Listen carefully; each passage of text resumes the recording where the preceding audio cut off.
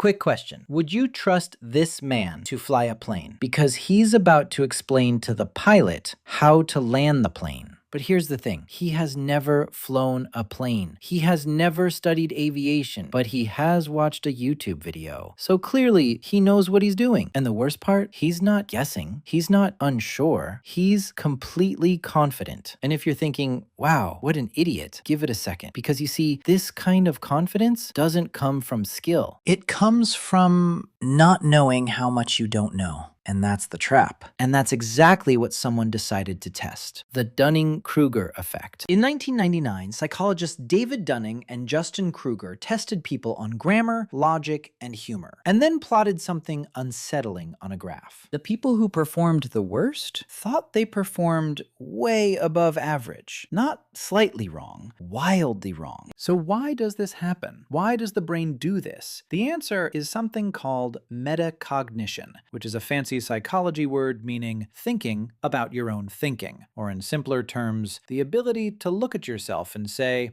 maybe I suck at this. Dunning called this the dual burden. First, people perform poorly on the task. Second, they also lack the ability to accurately judge their own performance. As Charles Darwin once said, ignorance more frequently begets confidence than does knowledge. Meaning, the less you know, the louder your certainty becomes. And humans love confidence, even when it's built on absolutely nothing. Because to judge how good you are at something, you first need to understand what good actually looks like. Because a small amount of knowledge can create the illusion that you understand the whole topic. So how do we avoid falling into that trap? How do we stop our confidence from outrunning our actual skill? Now, if you've spent any time on the internet, you've probably seen a very dramatic chart that tries to explain this. Yes, the famous Mount Stupid chart. Funny thing though, that chart was not in the original study. The idea became popular after a comic by Zach Weinersmith. And honestly, it's pretty relatable. So let's take a quick tour. This is every single one of us after watching one YouTube tutorial. You learn just enough to feel smart. Confidence skyrockets. Competence?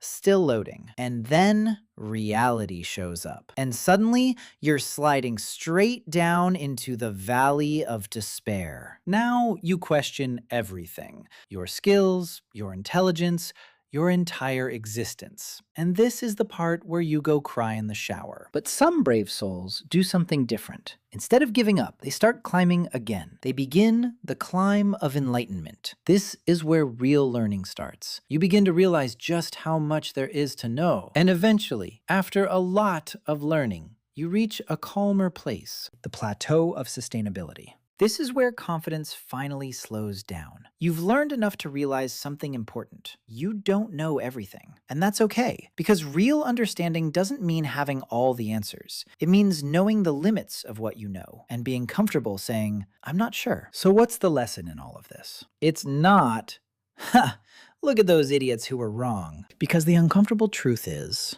we all do this. At some point in life, we all climb Mount Stupid. We all feel very confident about things we barely understand. The cure for the Dunning-Kruger effect isn't shame. It's curiosity. It's feedback. And occasionally asking yourself a slightly uncomfortable question. Wait, do I actually understand this? So keep learning, keep questioning. And when you finally realize how little you know about something, congratulations, you're getting smarter. And remember, admitting you don't know something won't make you dumb. Pretending you do?